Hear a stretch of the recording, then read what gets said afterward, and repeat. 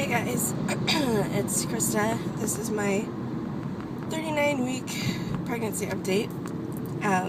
I'm so surprised to be making this and disappointed, but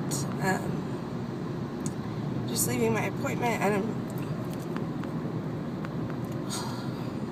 just feeling kind of discouraged. They've checked me.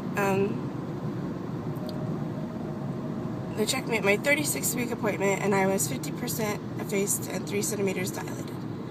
And they checked me at my 38-week appointment, and I was still 3 centimeters dilated, 50% effaced, and both times my cervix has been like posterior.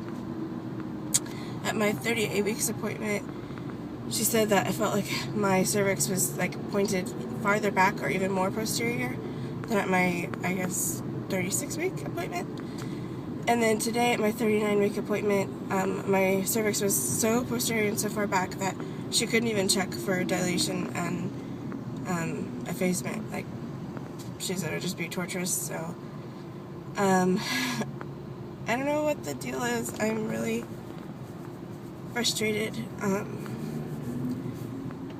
Whenever I was sick a few weeks ago, I was feeling so much more pressure below. I was having so many more like contractions to where I thought I was going to labor a couple times, and so I pressed and pressed for my mom to come down. So she's been down almost 2 weeks now, and they've scheduled out my appointments for 2 weeks past my due date. So it's frustrating.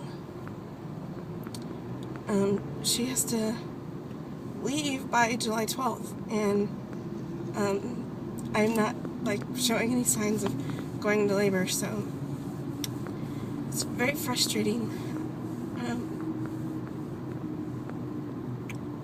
The other thing too is that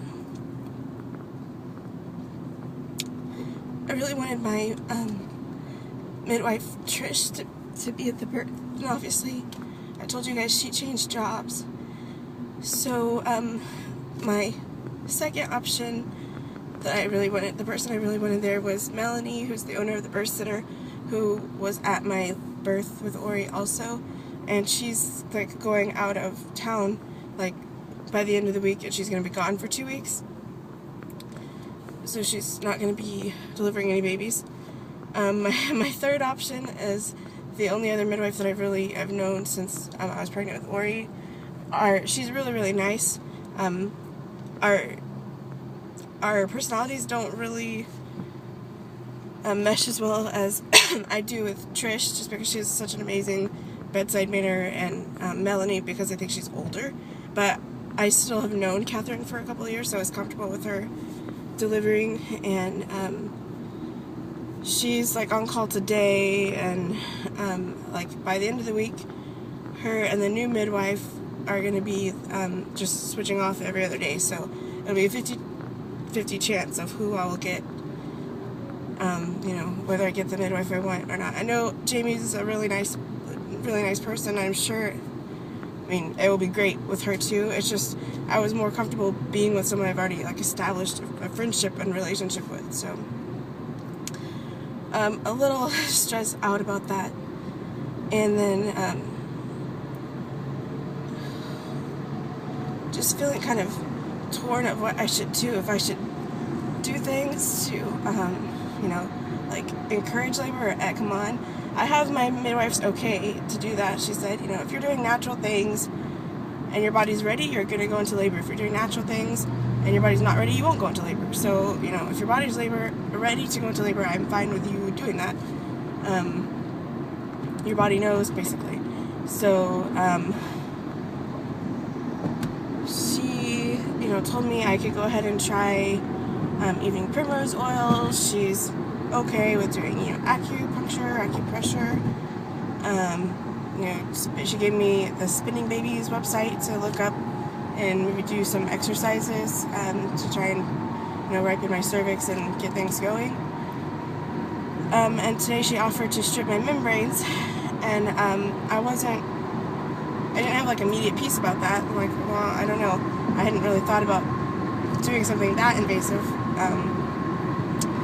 So when she stepped out, I was getting undressed so she could check me. I called my mom, and my mom's like, well, it's really up to you, but my little brother is also here. My mom brought my siblings down, and he apparently is coming down with something. So my mom's like, it's up to you, but Ben's not feeling well. So I was like, okay, well, let me not do that. So that's kind of where I'm at. It's just I'm starting to get really stressed out about losing time with my mom and my siblings, here postpartum, and having their help. And I'm just really uncomfortable, and now it's like I'm kind of comparing, to my experience with Ori, and at this point in my pregnancy with her, I was in labor like tomorrow. So I was so sure that I would have the same experience with this little guy, and I was really confident in that because 4 weeks ago I was 3 centimeters dilated. So I've learned my lesson that dilation means nothing, and it just gets your hopes up and ruins your plans. Don't know. I'm feeling really uncomfortable. It's in the triple digits here. My stretch marks are insanely itchy, and I've like ruined so many of my shirts because I've just been dousing myself in like bio oil and essential oils because I'm so itchy and so uncomfortable. My back is hurting. I've had some swelling, so like me personally, emotionally and physically, I'm just ready to have this baby, but it seems like everything else is like falling apart. So yeah, I know a lot of people get this way and get this emotional towards the end, so maybe that's a good sign. I thought surely we've had like the fullest moon that we've had in a long time. I ate Indian food yesterday. I've been like bouncing on my little birth ball, and so far nothing's happening. So this little guy is